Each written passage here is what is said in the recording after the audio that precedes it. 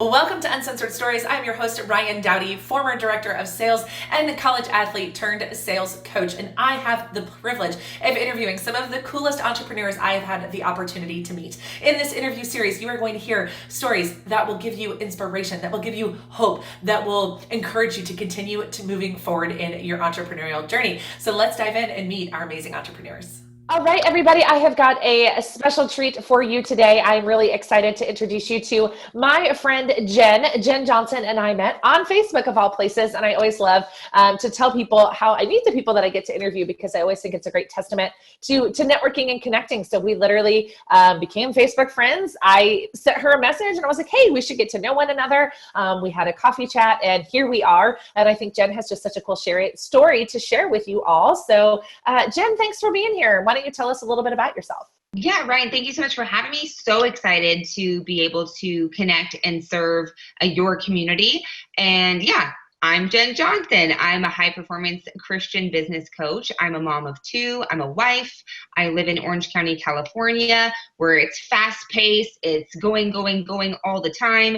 And of course, with all the chaos going on in the world as of right now, it's just, it's always interesting from day to day what comes up and how we get to pivot and shift and do life and do business and keep our heads on straight. Are we doing that? Are we keeping our heads on straight? I'm not sure.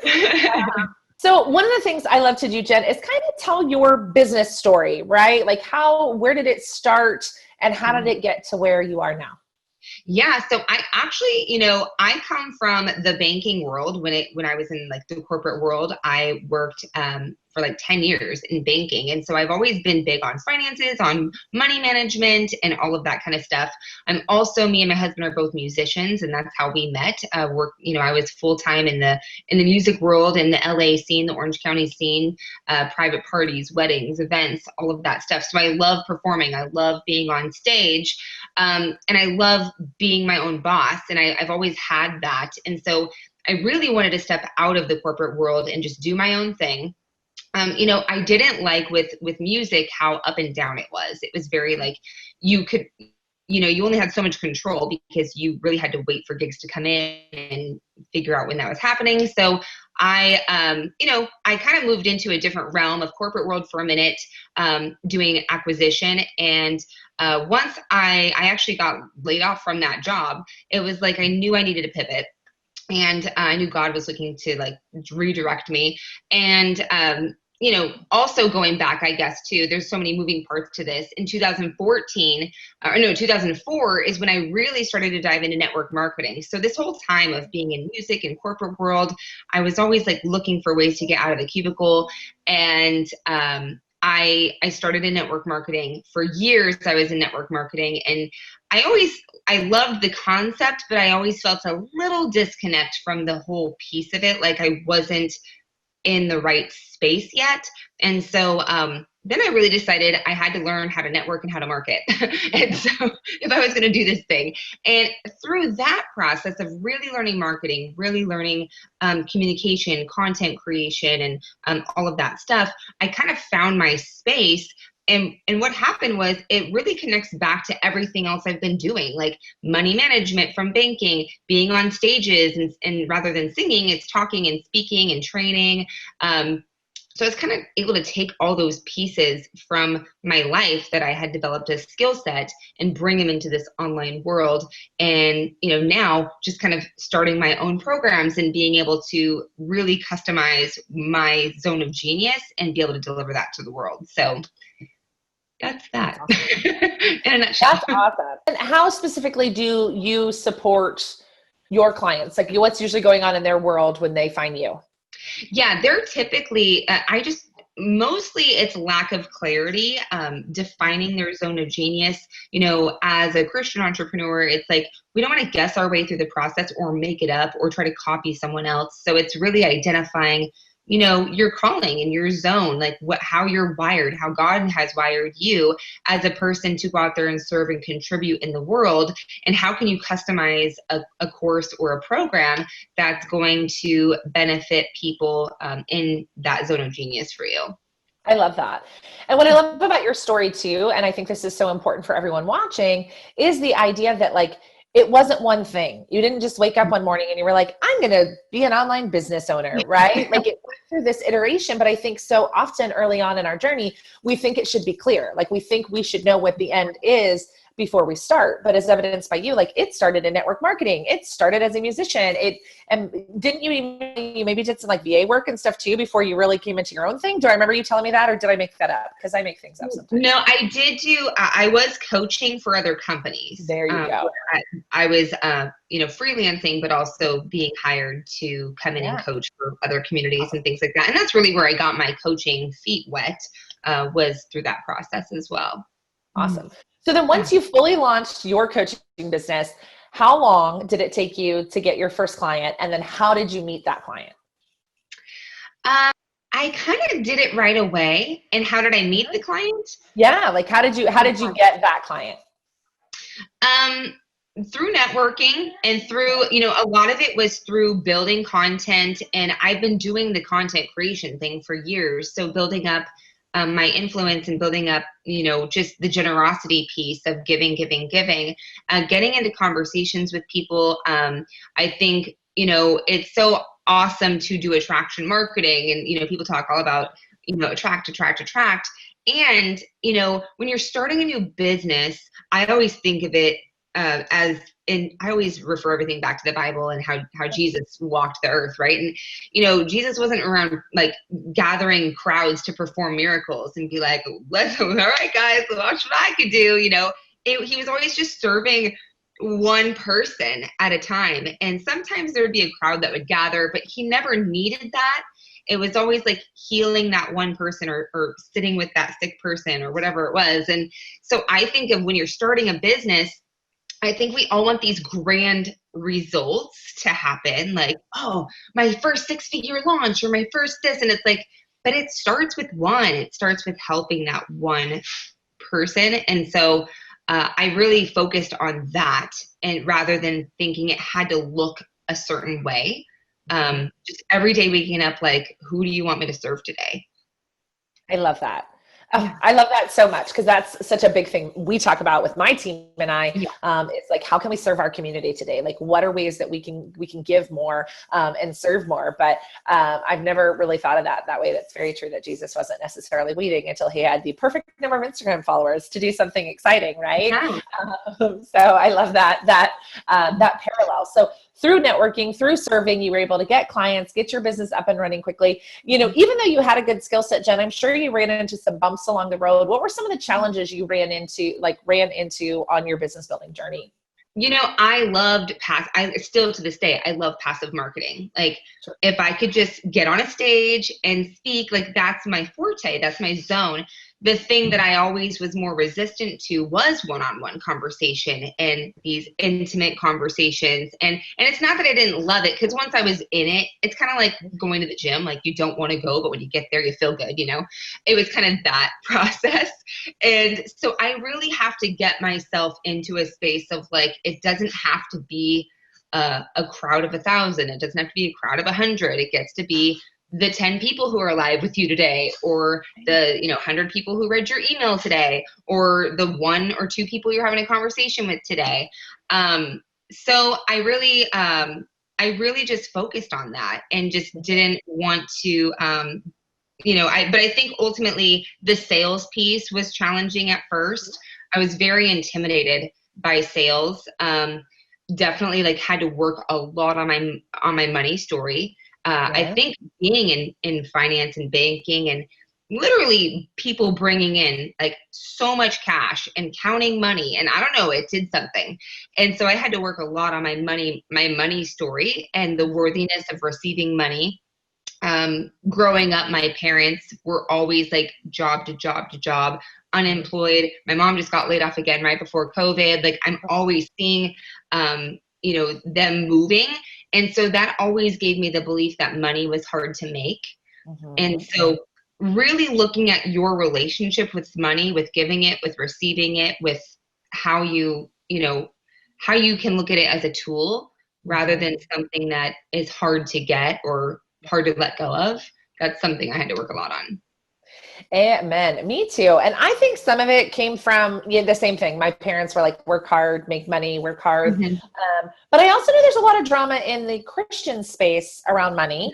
I talk Hmm. about this a lot with my small group. This is a struggle that I have a lot, is the idea of, as I grow my business and we get bigger, like having to really anchor into like, why do we need to make more money, right? We have enough money. Why do we need to make more? Do you have any advice from kind of the biblical perspective about, because I think there is this premise, and at least in the conversations we're having, that, making a lot of money is a bad thing, or that, if we make money, we should give it all away. And yes, of course we should give, but what do you tell your Christian entrepreneurs about their money relationship that you feel like lines up well biblically? Yeah, great question.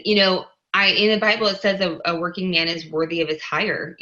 Jesus was in construction. I'm sure he didn't make furniture for free. Like I always tie back to that, to Jesus and how he led. He was the greatest leader of all time. And, I ultimately always remind myself that whatever vision I have, God's vision for me is a bajillion times bigger. And so I know that if, even today, I'm like, use me to the fullest, use me to my most uncomfortable power of degree, like however you can use me. And even if I don't want to step into it, I'm committed to. I just know that the more we stretch ourselves, the more that we allow ourselves to receive and give bigger, there's just so much blessing in that. And I know that money is a tool. Like I just always like my mantra became, money is not my provider, God is. And so I always like if I got in a money dialogue, a money story, it's like, money's not my provider, God is my provider. God's going to give me the tool of money to do bigger, better things when he knows that we're ready for it. Like we get to step into responsibility, we get to spiritually mature in how we use our money, how we spend it, how we save it, how we give it. And so that's why it's so important to get into relationship with God, but also in relationship with how you see and use money, because it can be the most powerful, amazing tool in the world. And yeah, it can also be used for bad, but you choose how you use it. Yes. Thank you. Guys, that was not on the list. Jen did not know that question was coming at her today. So you fielded that beautifully. Thank you. A really fun exercise my coach had me do was to write a letter to money. Like we have really big goals for 2021. And she was like, there's going to be some drama, Ryan, that it's coming. And so she actually has me like writing letters to money as if it was a person, right? And talking about like how grateful I am for money and how excited I am for the money I get to give and the lives we get to bless and the lives we get to change and the impact we make in the world and all of that, and really focusing on that. Cause she's like, there's a lot of drama when you up level, about the idea of having more than you need. So I love that you kind of said that is the relationship. Cause she was like, yeah, if money was a person, what do you have to say to it at the end of 2021? And I was like, ooh, that's an interesting one. So, yeah. And, I think too, once you start experiencing, I remember when I was like, I just want my first 5-figure month. But I also remember when I was like, gosh, if I could make $1,000 in a month, I would be the happiest person ever. And so, every one of those milestones never fulfilled me. Like quite honestly, I don't focus on money goals. Like, it's like, I want to have my first 6-figure challenge or whatever. Like, it's fun to do that, but it's not my focus. Like, my focus is in the service. And it's like, I know God's going to handle the money part. So, and you can't really control the money part. All you can do is control your give. And so when you're making goals, you have to ask yourself, are they goals that are actionable for you, or are they results-based goals? Because a lot of times, even in network marketing, people are like, I'm going to sign up 10 people this month.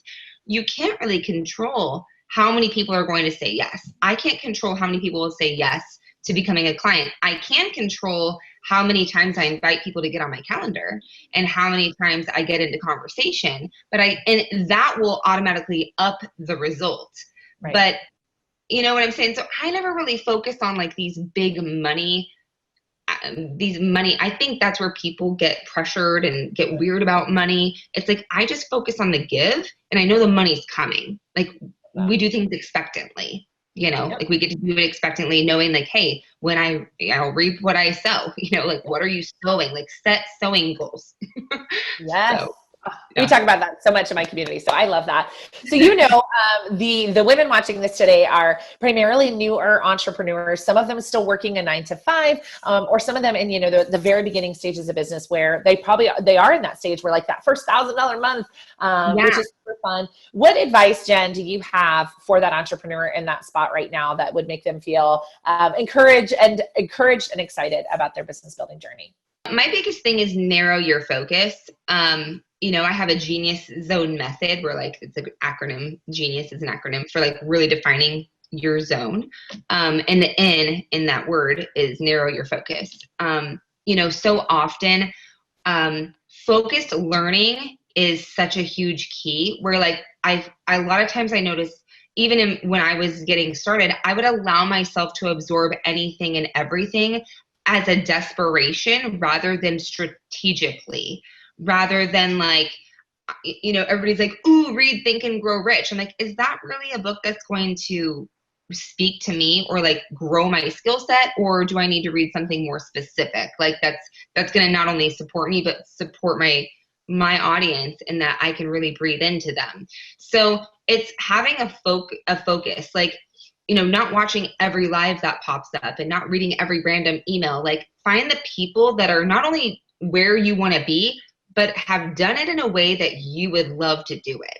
So like I have like 2 strategies that I focus on for, that's conversations and challenges. Like I do, my passive thing is challenges. My proactive things, conversations, conversation equals cash flow. So that's it. Like I'm not working on, ads and like 500 other strategies to be all over the place and confused. The key is all of it works. Like all of the strategies, there's evidence out there that all of them work. So just pick the one that you want to narrow in on and run with that. Yes. I was like, yes, I've said that, and I've said that, and I've said that. I was like, my head was going to fall up. I was nodding so emphatically. Yeah. All these things. We talk about all these things. My advice that I always give my community is to pick the people you want to watch and mute everybody else. Like unsubscribe from the email list, from the person that makes you feel like, oh, I got to chase these bright, shiny objects. I tell the story all the time. Like I love Amy Porterfield. I think she's fantastic. She's brilliant. I think she set such a great stage for female entrepreneurs, but her podcast used to overwhelm me, Jen, because every week she was talking about something different, right? It was Instagram, and then it was YouTube, and then it was Facebook, and then it was ads, and then it was funnels, and it was email lists. And every week I would like tune in because I thought that's what I was supposed to do. But instead I would just wind up overwhelmed. And now as where I'm at in my entrepreneurial journey, I actually do tune back in, but I still pick and choose which podcast I listen to. I don't every single one she puts out because I can't do all the things. So I think that's great advice to like tune out the stuff that causes you to chase the bright, shiny object. Tune out, if you have to unsubscribe from the email list because it makes you frustrated or overwhelmed, like just do it. Right. So I love that advice. So Jen, where can our community come follow you, connect with you, and learn from you? Yeah, I do have a Facebook group community for Christian entrepreneurs, coaches, content creators, and that's called Your Creators Corner. And I also, Facebook, Instagram, it's Meet Jen Johnson is my handle. So you can definitely connect with me there. I do have a YouTube channel. You want to actually type in, or it's youtube.com/Jen Johnson. But it's funny, there's 2 Jen Johnsons. The other one will show up. She's also a Christian and she's also a singer. Oh, that's so fun. So I know but she spells her name with 2 N's. I'm the 1 N. So. Excellent. Awesome. So all the places you guys can connect with Jen. Jen, thank you so much for your time, for sharing your expertise with the audience. We sincerely appreciate it. And everyone will see you guys in the next interview. Bye, guys. Thank you.